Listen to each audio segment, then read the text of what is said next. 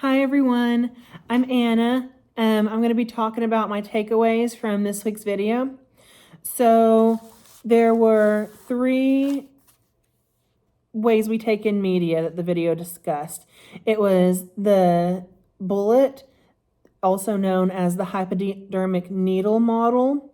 There was the 2-step flow, and then uses and gratification. So starting with the hypodermic needle. The hypodermic needle was basically the idea that that media was like a serum that was injected into the brain, and that serum then made you believe whatever the media injected. Or the bullet, the media is the bullet that's going directly into you, shot into the brain of spectators. This model dates back to the 1930s, and back then it was the only thing that people thought containing to media. They believed that people did, they responded uniformly to media messages. This was very popular during World War II when propaganda was running rampant. The messages were thought impossible to resist. Hearing that today, it just sounds crazy. It sounds like a conspiracy theory. But back then, that's all that there was. That's all that that was it. Okay, so then the next is 2-step flow. And so 2-step flow is media, authority figure, audience. And the authority figure can be anyone. Some examples from the video was a coworker who seems to know a lot about politics, or an aunt that works for the IRS. These people who speak as if they know what they're talking about, we tend to believe them. And for me, when I first heard the authority figure, I'm thinking of like a public official, the president, someone like that. But an authority figure can really be anyone. I'm authority figure as a teacher for the students. If I start telling them my opinions about media, I am the authority figure that they're going to believe. So basically, the authority figure, the consumer, we consume the media, we take it in, we think about it, we refine it, and then we tell it to other people. And those people will trust us because they think of us as a trusted source, and they will trust what we're saying more than the media because they trust us. An example of this is influencers. Someone that we trust online, if they tell us to buy a product, we buy the product. The product might not be the best product, but this trusted source, this influencer, tells us that it's the best, so we believe it's the best and we buy it. I've fallen victim to this many times. I'll see someone online advertising like the greatest new this or that, and I buy it, order it, get it in, and it's not the greatest this or that. But I've fallen victim to this type of media because I trusted the influencer. Coming from the brand, I probably would have been like, oh, well, this is just another advertising campaign. But coming from a person, you relate to it more. Okay, next is uses and gratification.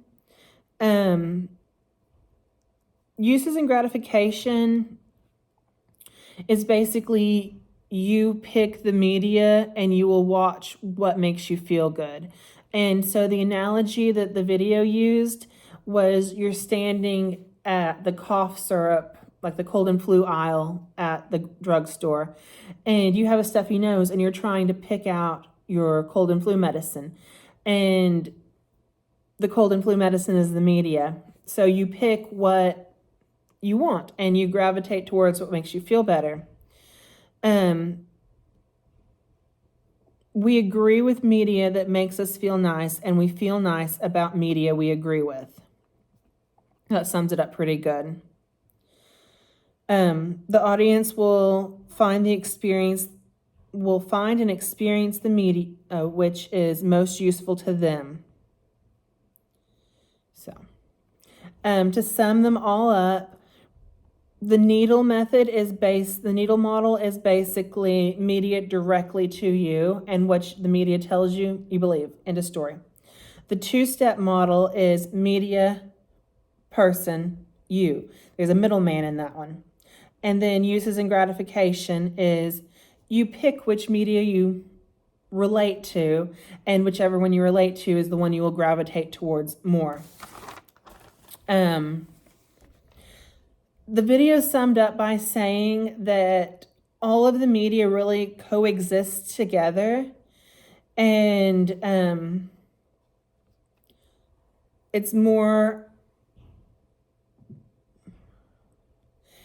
how we want the media to work. The theories are more about how we want the media to work. And I really believe that. So it's not so cut and dry as these theories, in my opinion.